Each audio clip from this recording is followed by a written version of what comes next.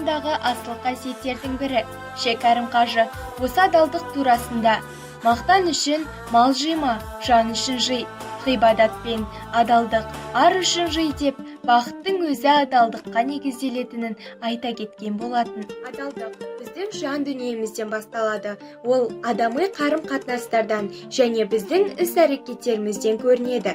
Адалдық шындыққа негізделген. Адалдығы бар адамның рақымы да мол болады. Бізше тату өмір сүруге, адамның бақытты болуы үшін адал еңбек, ақ жүрек, арлы ақыл болуы керек. Осы үшеуі үстем болғанда ғана адам бақытты әрі тату өмір сүреді. Адал ұрпақ ел болашағы. Парасаттылық адам бойында кездесетін кісілік қасиет. Парасатты адамға тән қасиеттер адамгершілік, ізгілік, сыйластық, әдептілік, тәрбиелік және тағы басқалар жатады. Осы парасат ұғымына біз кішкене видеоролик түсіріп кеттік. Ол видеороликті көрмес бұрын мен сіздерге ол видеороликтің мағынасын айта кетейін. Бұл жерде бұрыннан екі дос болады, екеуі де футбол жақсы көреді, екеуі де жан дос. Кейін күндер өте екеуі де футбол жақсы көреді, футбол ойнап жүреді. Күндер өте бір мықты клуб сатына бір орынға талас жүргізілді. Ол таласқа да үміткер екі дос, жаңағы екі жан дос. Бірақ клуб сатына бір-ақ орын беріледі. Бұл жерде ол клуб сатына жан достың біреуі кетеді.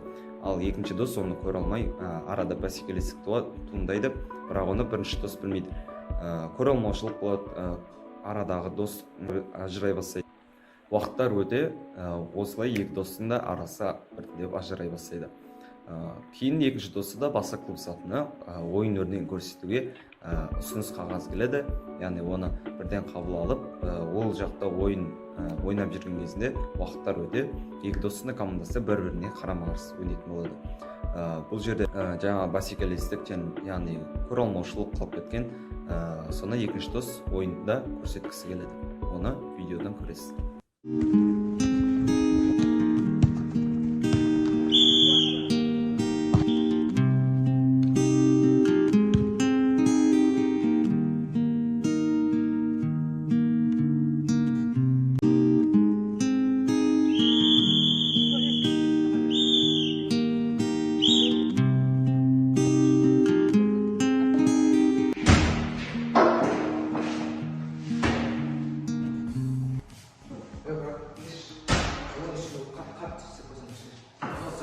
Бардағы сағынышым, жамандықты жасыратын қорғанышым, жақсылықты асыратын қолда білсін досым.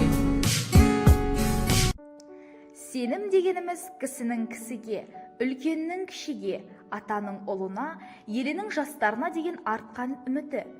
Артқан сенімді ақтау адамгершілігі мол адамдардың ғана қолынан келеді.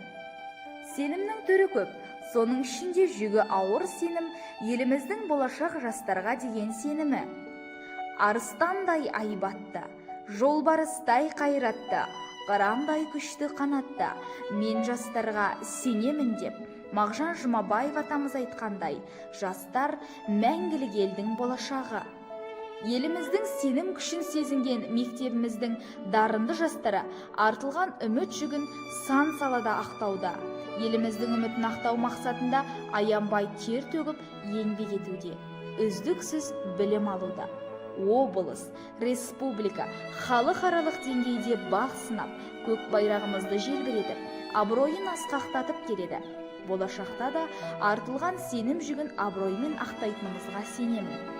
Сенім жетістік кілті, ал кілт әркімнің өз қолында.